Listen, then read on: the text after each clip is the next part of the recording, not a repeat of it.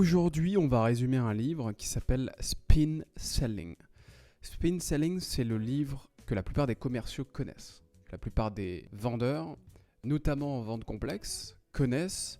Et allez, on va dire plus de 50% des vendeurs, surtout en vente complexe, ont déjà appliqué cette méthodologie, ce framework qui veut dire cadre en anglais. En vente, il y a beaucoup de frameworks possibles. Il y a le Spin Selling, il y a le MEDDIC, il y a le EVE. Bref, à chaque fois qu'il y a des acronymes, on peut le découper en plusieurs étapes. Par exemple, le EVE, c'est Michael Aguilar qui donne le EVE. EVE pour exploration, des questions d'exploration. V pour validation et E pour engagement. Okay, donc Spin, on verra quels sont les acronymes de ce framework. Et tu verras que ce sera hyper simple à appliquer également dans tous tes entretiens de vente à travers le spin. Donc dans un premier temps, en fait, en vente, de manière générale, tu le sais, si tu es commercial ou entrepreneur, on va juger aujourd'hui non pas ta capacité à pitcher, ta capacité à convaincre, mais ta capacité à poser les bonnes questions. Et ça, c'est hyper important. En vente, 80% du temps que tu dois passer doit être en train de poser des questions. Mais pas n'importe quelle question, parce qu'il y a des questions qui irritent, des questions qui font répondre oui, non, et des questions qui attisent une curiosité et même parfois des choses que le prospect ne savait même pas et qui est en train de réaliser en plein entretien de vente. Okay, aujourd'hui, on va apprendre à poser les bonnes questions. C'est hyper important. Donc ce livre, il est basé sur des recherches qui ont été menées sur plus de 35 000 appels. 35 000 appels de vente. Ok ? Et en fait, l'objectif aujourd'hui, c'est de comprendre ce qui fonctionne réellement dans les ventes complexes. Tu verras la différence entre les ventes complexes et les ventes transactionnelles. Vente transactionnelle, je sais pas, je dis n'importe quoi, je te vends un outil. Un outil qui vaut à peu près 20, 30, 40, 50 euros par mois. Ça, c'est un panier moyen qui est assez bas. Et donc, je vais viser à avoir du volume en termes de clients. Donc, je vais faire de la vente transactionnelle. Je ne vais pas passer trop de temps non plus sur le closing, sur les questions, etc. Parce que j'ai juste un outil à proposer. Alors que les ventes complexes sont un peu différents. Quand tu vends de l'accompagnement d'un projet en particulier, bah là, typiquement, à certains moments, tu vends peut-être 20, 30, 40, voire même 100K. Donc, c'est ce qu'on appelle du high ticket. High ticket pour paniers moyens qui sont élevés, donc une vente complexe. Okay, comme on est en vente complexe, on est en B2B également, business to business. Okay, et donc ça veut dire qu'il y a plusieurs décideurs. Tu peux faire un rendez-vous avec un décideur. Typiquement, en ce moment, je suis en train de faire des rendez-vous avec des grands comptes. Okay, je fais de la vente complexe. Des grands comptes comme le etc. Et je suis obligé de rencontrer plusieurs décideurs pour mettre le pied dans la porte. Okay, et donc là, aujourd'hui, moi, dans tous mes entretiens de vente, j'utilise la méthodologie Spin Selling.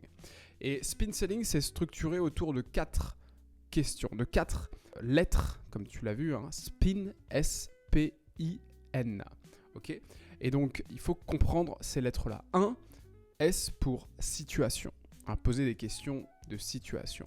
On verra dans le détail quelles sont les questions de situation que tu pourrais poser en entretien de vente. P pour problème. Okay, les problèmes qu'on va détecter auprès de nos prospects pour leur faire déclencher un acte d'achat. I pour implication. Qu'est-ce que ça implique, ce problème-là que tu viens de me citer? D'accord? Ensuite, N pour need payoff. Need payoff, ça veut dire la nécessité de faire quelque chose, la nécessité de trouver une solution. Okay, donc ça, c'est une petite introduction à ce livre Spin Selling. Allez, on commence. Donc, S pour situation. Le premier chapitre, c'est des questions de situation. On verra à travers ce livre-là les questions à poser, encore une fois. Donc, aujourd'hui, il nous raconte une histoire. Il nous dit un commercial, il entame son rendez-vous avec une série de questions du type « Ok, depuis combien de temps vous utilisez ce système? Vous êtes combien dans l'entreprise? Combien de personnes sont concernées par ce système? Ok. Vous êtes basé où? Ok. Quels outils vous utilisez actuellement? » Et à force de poser plein de questions, le prospect il s'impatiente et le commercial il pense qu'il est stratégique. En réalité, il fait perdre du temps au prospect. Et dès l'ouverture. Et donc, ce qu'on doit retenir aujourd'hui, c'est que les questions de situation servent à recueillir des faits. Elles servent à recueillir des faits, mais elles n'ont aucun impact sur le closing. Aujourd'hui, tu veux poser des questions de situation pour comprendre le contexte du client, mais pour l'instant, tu ne te focuses pas sur le closing. Ça, c'est vraiment pour comprendre. Okay ? Quand tu vas chez un médecin, le médecin veut comprendre ce que tu as. Ok, pourquoi vous venez aujourd'hui ? Qu'est-ce qui vous a amené ici aujourd'hui ? Ça, c'est les questions qu'il va te poser, le médecin. Quels sont les symptômes que vous avez ? Ça, c'est des questions de situation. Attention, pendant les questions de situation, donc juste avant ça, moi quand j'étais dans un cabinet de conseil, je posais des questions pour comprendre 1. L'organisation de l'entreprise, comment ils sont organisés. 2. Les process, quels sont les process qu'ils utilisent dans le thème en l'occurrence que je vais leur proposer. Et 3. Les outils. Okay ? Une fois que j'ai ces 3 points-là, ok, j'ai mon contexte sur la situation. Okay ? Attention, quand vous posez trop de questions, vous risquez de fatiguer votre prospect. Ok, vous risquez de le fatiguer et il risque de souffler, de dire « Attendez, vous me posez trop de questions là. Moi, je voulais parler aussi de votre offre, donc allez-y, quoi. Vous, qu'est-ce que vous proposez ?» Le prospect, il a l'impression de faire le boulot à ta place. Si tu poses trop de questions basiques, typiquement, où est-ce que vous êtes basé ? Ça, j'ai fait cette erreur-là.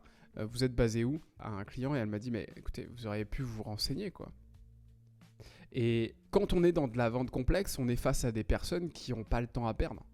1 seconde, 2 secondes, 10 secondes, il faut que ces 10 secondes soient les mieux investies possibles. Ok ? Donc, si tu peux faire tes devoirs, en préparant le rendez-vous et en préparant les questions de situation, bim, là, tu es beaucoup plus impactant.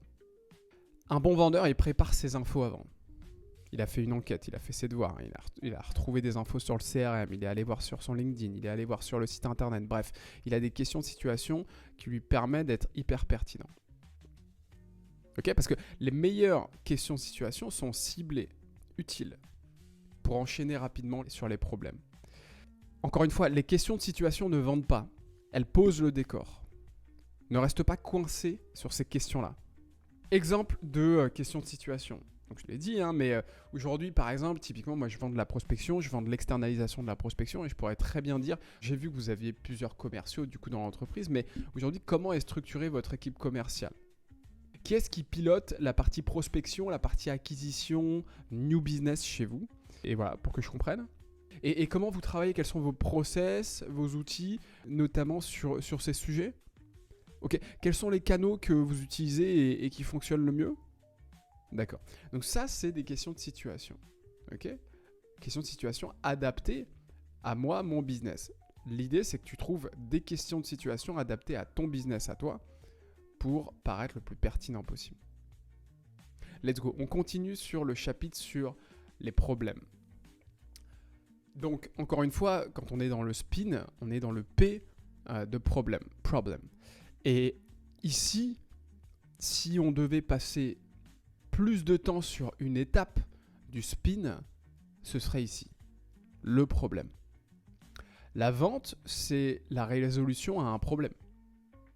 Il n'y a pas de vente sans problème. Il faut avoir un problème, un irritant, on appelle ça besoin, mais en réalité, c'est un problème.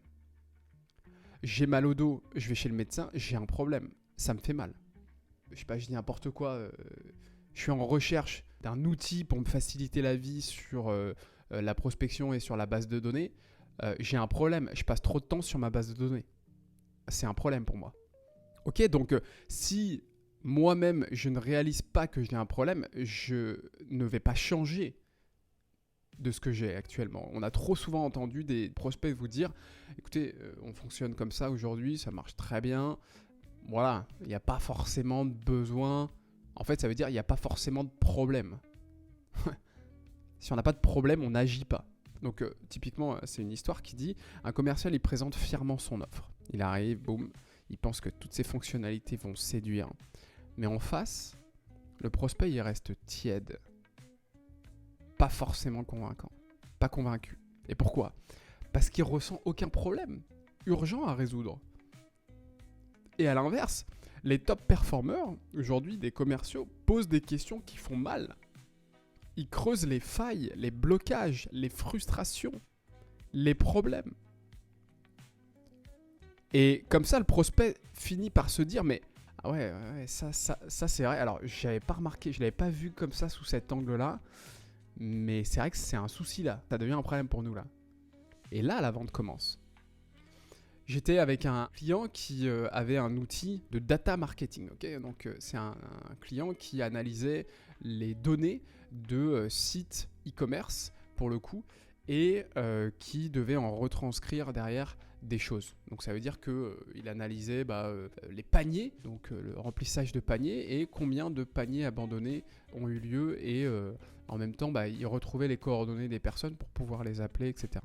Donc ça, c'est un outil de data marketing. Sauf que ce client-là était hyper technique, mais beaucoup moins commercial. Okay, donc lui, ce qu'il voulait, c'est être focus sur son produit, son outil d'un point de vue technique. Dans son pitch, et moi je lui dis, ok, écoute, on va essayer de te faire de la prospection, on va voir comment ça fonctionne et tout. Quels sont les problèmes de tes clients? Je sais pas, je pense que c'est ça. Ah bon, tu penses que c'est ça? D'accord. Mais du coup, l'outil que tu as fait là, l'outil que tu as réalisé, il se base sur quel problème? En fait, c'est pas forcément des problèmes, c'est juste des choses qui pourraient leur rendre service. Ah bon?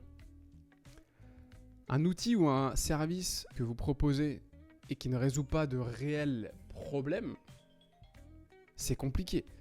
Ce qu'on doit retenir ici dans ce chapitre, c'est que les questions de problème transforment un besoin qui est latent, qui n'est pas forcément hyper important, en un besoin actif. Okay, ces questions-là, elles doivent mettre en lumière une insatisfaction, une inefficacité dans l'existant. Les bons vendeurs, ils ne pitchent pas. Pas encore. Les bons vendeurs, ils font parler le prospect jusqu'à ce que lui formule le problème. D'accord? On veut que le prospect formule le problème. Donc plus tu fais verbaliser l'irritation, le problème, et plus l'urgence de changement augmente. Il n'y a pas de douleur à ce stade, il n'y a pas de proposition, il n'y a pas de deal. Le rôle d'un bon vendeur, c'est d'emmener son prospect là où ça gratte. Encore une fois, si on prend l'image du médecin, un médecin, il ne va pas proposer d'ordonnance s'il n'a pas fait son diagnostic avant. Poser des questions sur les symptômes, pris ta tension, pris ton pouls, etc. Donc après quelques questions de situation, enchaîne vite sur des questions qui dérangent, des questions de problématiques. Mais attention à ces questions-là parce que la plupart des prospects, comme ils ont de l'ego, ils vont te dire « Ah non, mais nous, il n'y a pas de problème chez nous. » Donc amène-le discrètement et surtout de manière crescendo. Par exemple, qu'est-ce qui vous frustre aujourd'hui? Qu'est-ce qui vous frustre le plus dans votre prospection actuelle? Qu'est-ce que vos équipes ont du mal à faire aujourd'hui, ont du mal à faire régulièrement et que vous souhaiteriez qu'ils fassent mieux? Vous perdez combien de deals à cause d'un manque de lead, par exemple, ou de ciblage? C'est quoi les enjeux, les irritants que vous avez sur la prospection? Vous voyez là, pour le coup, j'ai posé des questions, j'ai laissé un blanc, un silence. J'attends la réponse du prospect, j'attends la vérité. Et je l'écoute. Je n'émets aucun jugement pour l'instant, je l'écoute. Ça, c'est les questions issues des problèmes. Maintenant, on va parler du I pour implication. Petite storytelling, donc lors d'un rendez-vous, il y avait une commerciale qui identifie le CRM de son prospect. Il identifie son CRM et il se rend compte que en fait, c'est exactement un peu ce que je vends d'ailleurs. La commerciale vendait des bases de données hyper ciblées avec les bonnes coordonnées des personnes, etc. Mais il voyait qu'ils n'avaient pas forcément une belle base de données. Et au lieu de réagir, le client il reste passif. Il dit ouais, on sait que c'est pas optimal, etc. Mais bon, pour l'instant, on fait ça comme ça et on a toujours fait ça comme ça. Alors, du coup, elle pose une question, elle pose une autre question, elle lui dit mais ok, et juste par curiosité, combien ça vous coûte en deal perdu tous les mois? Combien vous perdez de deals tous les mois à cause de cette organisation, à votre avis? Et là, silence. Et en fait, il prend conscience. Il dit ah ouais, ce jour-là, écoute, le prospect, il est passé à oui mais à on doit agir. On doit faire quelque chose là, autrement. Et donc, ce qu'on doit retenir ici, c'est que les questions d'implication, ils montrent l'impact du problème, pas le problème lui-même. Par exemple, tu as mal au dos, d'accord? Si tu ne te soignes pas, si tu ne vas pas chez l'ostéopathe, c'est quoi l'implication de ce problème-là? Peut-être que tu peux avoir une scoliose, peut-être que tu peux avoir un aggravement au dos. Ça, c'est l'impact. Et ça transforme un irritant local en conséquence globale. Des coûts, des pertes d'opportunités, des pertes de temps, une perte de réputation, un stress. Bref, quel est le coût de l'inaction? L'objectif, c'est de quantifier ou de dramatiser les effets. Ici, tu ne crées pas la douleur, tu montres ce qu'elle coûte si on ne fait rien. C'est exactement ça. Et c'est les questions les plus puissantes pour vendre, surtout des offres complexes, des offres high ticket. À retenir, hein, le prospect bouge quand il comprend que ne rien faire, c'est déjà perdre. Une fois que le problème est verbalisé, enchaîne avec des questions du type « Et ça vous prend combien de temps chaque semaine, ça ?» Et justement, le temps que ça vous prend sur ces tâches-là, qu'est-ce que vous auriez pu faire d'autre un peu plus stratégique pour votre activité? Qu'est-ce que ça vous empêche de faire de plus stratégique finalement? Et si vous continuez comme ça, on va dire 3 mois de plus, qu'est-ce qui se passerait? Ok, c'est un sujet que vous permette de repousser encore 6 mois, ça ou pas? Tu vois? Là, tu crées l'urgence. Plus tu fais remonter le coût caché, plus tu rends ta solution vitale. Ok, maintenant, le N de Need Payoff, donc une fois qu'on a fait la situation, qu'on a posé les questions de problème, on a posé les questions d'implication aussi, et là, maintenant, Need Payoff. Need Payoff, qu'est-ce que ça veut dire? Normalement, le prospect, là, à ce stade-là, il est chaud. Il est au courant de sa situation, il est au courant qu'il a un problème. Tu as identifié un ou plusieurs problèmes dans son organisation, dans son activité, et tu lui as montré aussi l'implication de ce problème-là, les conséquences de ce problème-là, si ça perdure, si ça continue. Donc maintenant, le prospect, globalement, il sait qu'il a besoin d'une solution. Ok ? Avant de présenter ta solution, en tout cas c'est ce que nous dit Neil Rackham dans ce livre-là de Spin Selling, il dit on va plutôt lui faire comprendre la situation dont il a besoin. Donc aujourd'hui, regarde, dans un rendez-vous, un commercial, il identifie que le pipeline est mal rempli. Exactement ce que je propose sur la partie base de données. Un commercial, il identifie que son prospect, il a une base de données qui est complètement pourrie, nulle à que tous les contacts ont déjà été contactés ou en tout cas ne sont pas les bonnes personnes, les bons numéros, etc. Et en fait, l'inaction de ce type de pipe, ça lui coûte cher. Mais il ne propose rien. À la place, il demande. Imaginez, et si vos commerciaux pouvaient démarrer chaque lundi avec une liste de contacts hyper qualifiés prêts à être appelés? Qu'est-ce que vous gagnerez dans votre activité? Et le client, il se projette. Il visualise le bénéfice. Il s'auto-convainc. Ah bien sûr que ça pourrait aider mes équipes à prospecter plus efficacement, etc. Et bien sûr que les résultats, du coup, ce ne seraient pas les mêmes. Ouais, c'est une bonne solution, ça. Il se projette. Alors, c'est plus le vendeur qui pousse à lui proposer ce qu'il vend, c'est le prospect qui tire. Bang. Ce qu'on doit retenir ici, c'est le need payoff. Ça aide le prospect à verbaliser la valeur qu'il obtiendra en résolvant son problème. Et la valeur qu'il obtiendra va se faire à travers un produit, un service que potentiellement vous proposez. Il a fait le travail à votre place. Elles font passer l'échange d'un mode douleur à un mode désir. ROI, gain. Et plus c'est le client qui dit « Écoutez, ça m'évitera de faire ça, ça me fera gagner ça », plus vous avez gagné. Si c'est lui qui dit « Je veux ça », aujourd'hui, globalement, tu n'as pas besoin de vendre. Tu livres. Des conseils à appliquer immédiatement en business.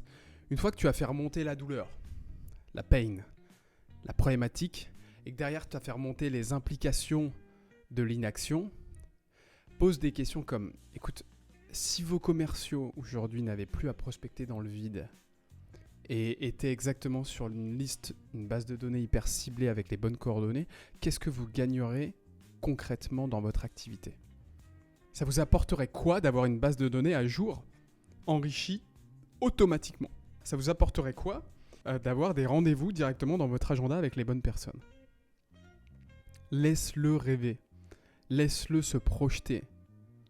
Et en même temps, ici, tu fais le lien direct avec ton offre comme une réponse qui est naturelle. Naturelle. Et une fois que tu as fait ça, tu es exactement sur la bonne voie. Tu as fait 80% du boulot. Le prospect est déjà convaincu lui-même. C'est juste une question de formalité. Ok, juste combien ça coûte. Ok, c'est quoi le budget, etc. Mais il est déjà convaincu. Si je résume les questions. 1. Situation. L'idée, c'est de poser le décor. Ok, poser le décor sans lasser, sans irriter le prospect. Ok, poser le décor sans avoir de réel objectif ou en tout cas de réel... on n'a pas envie de closer ici. Donc l'idée, c'est de comprendre la structure, les outils, l'organisation, les process. D'accord ? Type de question, comment est structurée votre équipe ? Vous avez une équipe qui est dédiée à la prospection ou est-ce que vous avez une agence qui s'occupe de ça ? Vous utilisez quoi comme outil de suivi aujourd'hui pour ces sujets-là ? Bref, question de situation. 2, questions de problème. Là ici, tu fais apparaître les tensions, les problématiques, les irritants, les enjeux, les insatisfactions. Ok ? L'idée, c'est de mettre le doigt dessus. Ok ? Si tu n'as pas mis le doigt sur un problème, tu passes pas à l'étape suivante. L'étape suivante qui est l'implication. Ici, tu veux montrer le prix à payer de l'inaction. Essayer de transformer un petit problème en un gros coût pour l'organisation. Okay ? Ensuite, N pour Need Payoff. Et là, ici, tu veux faire verbaliser à ton prospect l'envie de changer et comment il verrait le changement. Okay ? Comment il verrait le changement ? C'est exactement, si tu as bien fait ton déroulé, c'est exactement l'offre et la proposition que tu vas proposer par la suite. Okay ? Ça, c'était le livre Spin Selling de Neil Rackham. C'est un livre qui est hyper intéressant, notamment quand on fait de la vente complexe. Et je te recommande de vraiment bien le réécouter, par exemple, relire ce livre, mais aussi te poser sur les questions que tu devrais poser sur le spin. Okay ? Quelles sont les questions de situation, de problématique, d'implication et de need payoff qui sont intéressantes dans ton activité à poser à tes clients ? Voilà. Si tu as aimé, n'hésite pas à commenter, à m'envoyer un petit message pour nous envoyer de la force, à t'abonner aussi sur cette chaîne. On fait un gros travail là. Et puis voilà, passe une très bonne journée. Salut, ciao.